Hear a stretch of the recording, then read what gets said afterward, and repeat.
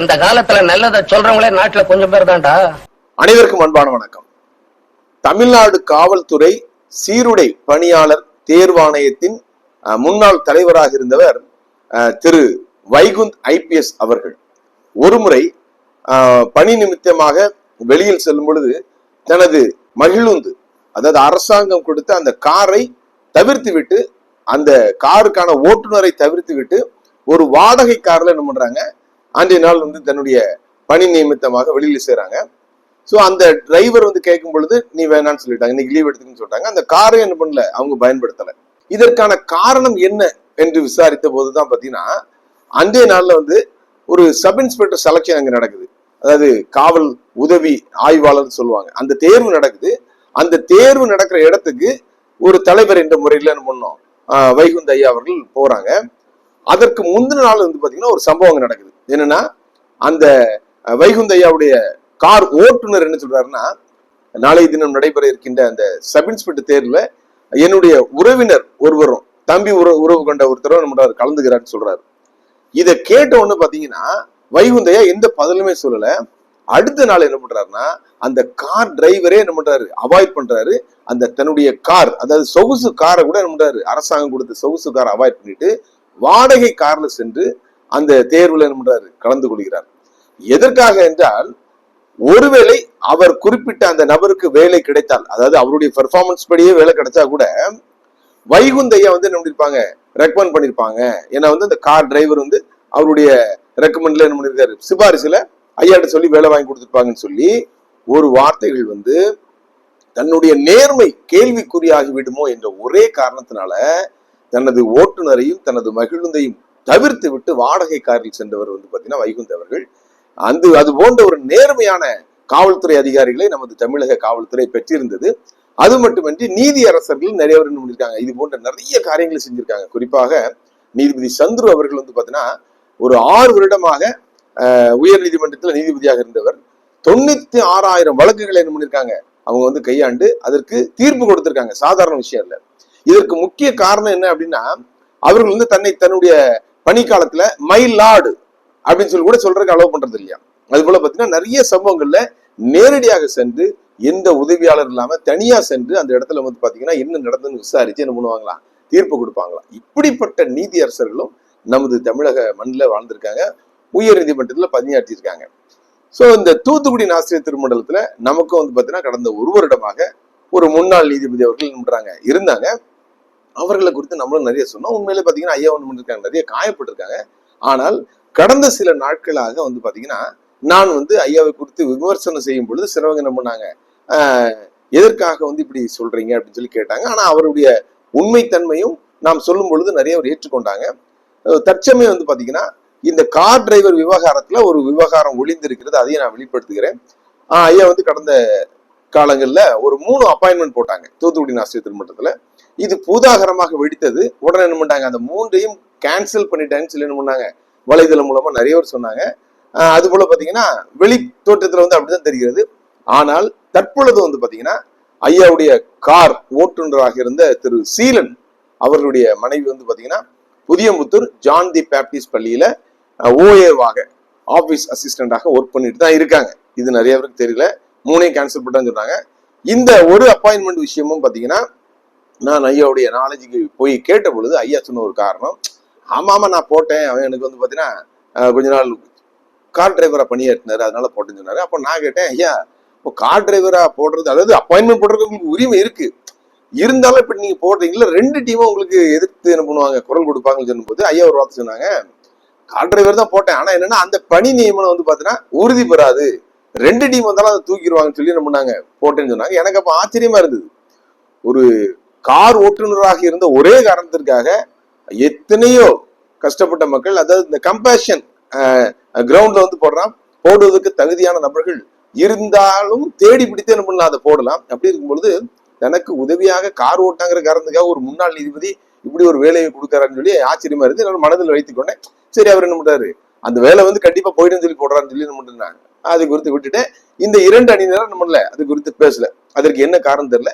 இன்றைக்கும் அந்த பெண்மணி பாத்தீங்கன்னா புதியமுத்தூர் பள்ளியில பணியாற்றி கொண்டுதான் இருக்காங்க. இதையும் நான் சமூகத்திற்கு அறிய தருகிறேன். இங்க இன்னொரு முக்கியமான அநீதியை நடந்திருக்கு. அதை குறித்து வந்து பாத்தீங்கன்னா இந்த தேர்தல் நடப்பதற்கு முந்தின நாள் நடந்த அந்த விவாதத்தை நானும் ஐயாட்ட பேசினேன். இதுல இந்த கம்பேஷன் கிரவுண்ட்ல தகுதியானவங்க அதிகமாக பாதிக்கப்பட்டவங்க யார் அப்படின்னா இந்த கோவில்பட்டியை சேர்ந்த குருவார்பட்டி அப்படிங்கிற இடத்துல உள்ள திருமதி கேத்தரின் ஜெயவேதா அப்படிங்கிறவங்க பாத்தீங்கன்னா உண்மையிலே பாத்தீங்கன்னா அவங்க ஒரு பாதிக்கப்பட்ட ஒரு பெண்மணி. சில மாதங்களுக்கு முன்பு என்ன பண்றாங்க, ஐயாவை சந்தித்து ஒரு பெட்டிஷன் கொடுக்காங்க. என்ன அப்படின்னா அவருடைய கணவர் திரு பால்ராஜ் அவர்கள் வந்து பாத்தீங்கன்னா நமது சாயர்புரம் பள்ளியில வந்து பாத்தீங்கன்னா தமிழ் ஆசிரியராக என்ன பண்றாங்க, வேலை செய்யறாங்க. அதாவது 2023 வருஷம் தான் அவங்களுக்கு அப்பாயின்மெண்ட் கிடைக்குது. 2 வருஷம் வேலை செய்யறாங்க.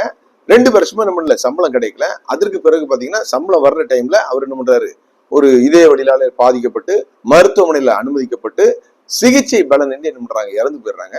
சோ இந்த 2 வருஷம் வேலை பார்த்த சம்பளம் எல்லாம் வருது. ஆனாலும் பாத்தீங்கன்னா அந்த சிகிச்சைக்காக எல்லாம் செலவாயிருக்கு. சோ அதனால எனக்கு வந்து பாத்தீங்கன்னா நான் இப்போது ஒரு விதவையாக ஒரு கைம்பெண்ணாக இருக்கின்ற எனக்கு வந்து பாத்தீங்கன்னா ஒரு 13 வயது நிரம்பிய ஒரு குழந்தையும் இருக்குது. அதுக்கு வேலை கொடுக்கலையே என்ன பண்றாங்க, கேட்கறாங்க. சோ உடனே என்ன பண்றாங்க, முன்னாள் நீதிபதி அவர்கள் என்ன பண்றாங்க, வேலை கொடுக்குறாங்க. நல்ல விஷயம். அதாவது மெஞ்ஞானபுரம் எலிடெக்ஸ் போர்ட்ல வந்து பாத்தீங்கன்னா ஒரு ஓஏ போஸ்டிங் இருக்கு. அதுக்கு என்ன பண்றாங்க, வேலை போட்டு கொடுக்குறாங்க. அதற்கு பிறகு பாத்தீங்கன்னா அந்த உள்ளூர் மக்கள் வந்து அதற்கு எதிர்ப்பு தெரிவித்தனால அந்த பெண்மணிக்கு என்ன பண்றாங்க, அந்த வேலை இல்லைன்னு சொல்லி என்ன பண்றாங்க, நிப்பாட்டிடுறாங்க.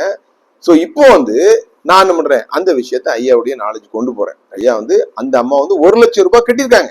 ஏற்கனவே வந்து பாத்தீங்கன்னா ஏராளமான பணத்தை வந்து தன்னுடைய கணவனுடைய அந்த சிகிச்சைக்காக செலவு செய்த பின்பு எவ்வளவோ கஷ்டப்பட்டு 1 லட்சம் ரூபாய் இருப்பாங்க, சேர்த்திருப்பாங்க. 1 லட்சங்கிறது சாதாரண விஷயம் இல்ல. ஒரு கைம்பெண்ணுக்கு ஒரு பெண் குழந்தைய என்ன இருக்காங்க, வச்சிருக்காங்க. அப்போ வந்து 1 லட்சம் ரூபாய் கட்டியிருக்காங்க. சோ அதனால தயவு செய்து அவங்களுக்கு ஏதாவது ஒரு வேலை கொடுத்துருங்க. நீங்க இருக்கும்போதே கொடுத்துருங்க. ஏன்னா நீங்க கொடுத்த வேலையை கண்டிப்பாக வேறு டீம் இங்க வந்துட்டாங்க அப்படின்னா, புதிய நிர்வாகம் வந்துட்டுனா அந்த வேலையும் கொடுக்க மாட்டாங்க, அந்த கட்டுன பணத்தையும் கொடுக்க மாட்டாங்க. அதனால பாவம், அவங்க தயவு செய்து கொடுங்கன்னு சொன்னதுக்கு முடியவே முடியாதுன்னு சொல்லிட்டாங்க. அப்போ நான் என்ன சொன்னேன்னா, நீங்க ஏன் ஆசையை காட்டுறீங்க? அதாவது ஒரு முடிவு எடுத்ததுக்கு பிறகு அதுல என்ன பண்ண, திடமாக நிற்க வேண்டும். நிற்கலன்னா என்ன பண்ணக்கூடாது, அந்த முடிவை எடுக்க கூடாது. நீங்க என்ன பண்ணிருக்கீங்க, இப்போ வந்து இந்த பிள்ளையும் கிள்ளி விட்டு தொட்டிலையும் ஆட்டி விடுற மாதிரி, அதாவது இந்த ஒரு கண் தெரியாதவனுக்கு கண் வந்து அந்த உலகத்தை பார்த்து விட்டு திரும்ப அந்த கண்ணு போனா எவ்வளவு கஷ்டமா இருக்கும். அது போன்ற வழியை தான் அந்த பெண்மணி அனுபவித்துக் கொண்டிருக்காங்க. தயவு செய்து அவர்களுக்கு நியாயம் செய்யுங்கள் நீதிபதி அவர்கள் சொல்லி எவ்வளவோ கெஞ்சி கூத்தாடி பார்த்தேன். ஆனா வந்து பாத்தீங்கன்னா கடைசி வரைக்கும் அவங்க வந்து அதற்கு சம்மதிக்கவே இல்லை. இது வந்து பாத்தீங்கன்னா எனக்கு, அதாவது இத்தனை மனுநீதி சோழன் போன்ற மனிதர்கள் வாழ்ந்த இந்த மண்ல இப்படிப்பட்டவர் ஒரு நீதிபதியாக இருந்து இப்படி ஒரு கைம்பெண்ணுக்கு, ஒரு விதவை பெண்ணுக்கு அநியாயம் நடந்த பிறகு அந்த அநியாயத்தை சரி கட்டுவதற்கு எந்த முயற்சியும் எடுக்க மாட்டேன்றாரு. நம்ம நேரடியா கொண்டு போய் என்ன ஒண்ணு சொன்ன பிறகும் பாத்தீங்கன்னா அவருடைய மனிதாபிமானம் செத்து போயிட்டேன்னு சொல்லி ரொம்ப வருத்தப்பட்டேன். சோ இப்போது நீங்கள் சொல்லுங்கள், இவர் வந்து நீதிபதியா அநீதிபதியா என்று. அதாவது தான் போட்ட ஒரு அப்பாயின்மெண்ட்டை அவரால் வந்து அதை என்ன பண்ணல, மெயின்டைன் பண்ண முடியல. ஒரு அப்பாயின்மெண்ட் கையெழுத்து போட்டதுக்கு அப்புறம் எந்த தலையே போனாலும் சரி அதுல இருந்து நம்ம கூடாது, மாறக்கூடாது. ஆனா அப்பாயின்மெண்ட் போட்ட பிறகு எதிர்ப்பு வந்த பிறகு அதுல இருந்து பின் வாங்குறாரு. அந்த பாதிக்கப்பட்ட பெண்ணுக்கு இன்றைக்கு வரைக்கும் அநீதி நடந்து கொண்டிருக்கிறது. நியாயம் கிடைக்கவில்லை, நியாயம் செத்து போச்சு. இப்போ புதிதா வர நிர்வாகம் வந்து பாத்தீங்கன்னா அவங்களுக்கு அப்பாயின்மெண்ட் போடுவாங்க. எங்கேயோ ஒரு இடம் எதிர்ப்பு இருக்கிற இடத்துல போடலாம் கூட நம்ம ஏராளமான வேலை வாய்ப்புகள் இருக்குது. கண்டிப்பா என்ன பண்ணணும், போடணும். அவர்கள் வந்து நிர்வாகம் போடுமா? அதற்கு இவர், அதாவது இத்தனை வருடமாக நீதிபதியாக இருந்தவர் ஒரு முடிவெடுத்த பிறகு அந்த முடிவில் நிலை நிற்காமல் அந்த பெண்ணுக்கு இன்று வரைக்கும் நீதி கிடைக்காமல் இருப்பதற்கு ஒரு காரணமாக இருக்கிறாரே. இத்தனை வருடமாக எத்தனையோ வழக்குகளை சந்தித்தவர் எப்படி நியாயமாக நீதி கொடுத்திருப்பார் என்பது மிகப்பெரிய ஒரு கேள்விக்குறியாக எனது மனதில் எழுகிறது. அது போல பாதிக்கப்பட்ட இந்த பெண்ணுக்கு தூத்துக்குடி ஆசிரியர் திருமண்டலத்தில் கண்டிப்பாக நீதி நியாயம் கிடைக்க வேண்டும் என்று தயவு செய்து அனைவரும் ஜெபியுங்கள். இந்த பெண்ணுக்கு ஆதரவாக அனைவரும் குரல் கொடுங்கள். ஒரு கார் ஓட்டுநர் தனக்கு உதவியாக இருந்தார் என்ற ஒரே காரணத்திற்காக அந்த பெண்ணுக்கு வந்து பாத்தீங்கன்னா எந்த குறையும் இல்லை, ஹஸ்பண்ட் இருக்காங்க, அவங்களுக்கு எந்த அதாவது அந்த ரியல் கம்பேஷன் கிரவுண்ட்ல வந்து வரமாட்டாங்க. இருந்தாலும் தனக்கு ஓட்டுநராக பணியாற்றினார் என்ற ஒரே காரணத்திற்காக ஒரு திருமண்டல வேலையை தூக்கி கொடுக்கின்ற இந்த முன்னாள் நீதிபதி உண்மையிலே பாதிக்கப்பட்ட இந்த பெண்ணுக்கு, கண்ணீரோடு இருக்கின்ற இந்த பெண்ணுக்கு என்ன நியாயம் செய்ய போகிறார் என்பதை பொறுத்திருந்து பார்க்க வேண்டும். ஆனால் தற்பொழுது தனக்கு கொடுக்கப்பட்ட பொறுப்புகளை நிறைவேற்றிய பிறகும் தனக்கு ஆதரவான நபர்களுக்கு எத்தனையோ உபகாரங்களை செய்கின்ற இந்த முன்னாள் நீதிபதி தன்னால் பாதிக்கப்பட்ட பெண்ணுக்கு எப்படி நியாயம் செய்ய போகிறார்? தனது ஓட்டுநராக இருந்தவர் தனது உறவினருக்கு வேலை கேட்ட காரணத்திற்காக தனது ஆடம்பர காரையை தவிர்த்து வாடகை காரில் சென்ற அந்த மனிதர் எங்கே? தனது உதவியாளராக தனது ஓட்டுநராக இருந்த ஒரே காரணத்தாக வேலை கொடுத்து இன்றும் பாதிக்கப்பட்ட பெண்ணுக்கு நியாயம் வழங்காமல் இருக்கின்ற இந்த நீதிபதி எங்கே என்பதை மக்கள் புரிந்து கொள்ளுங்கள். அனைவருக்கும் வணக்கம். சொல்றவன் சொந்த வாழ்க்கைய பத்தி எல்லாம் கிளறி பார்க்காதே. அவன் சொல்றதுல அறிவுக்கு பொருத்தமா இருந்தா நடங்க.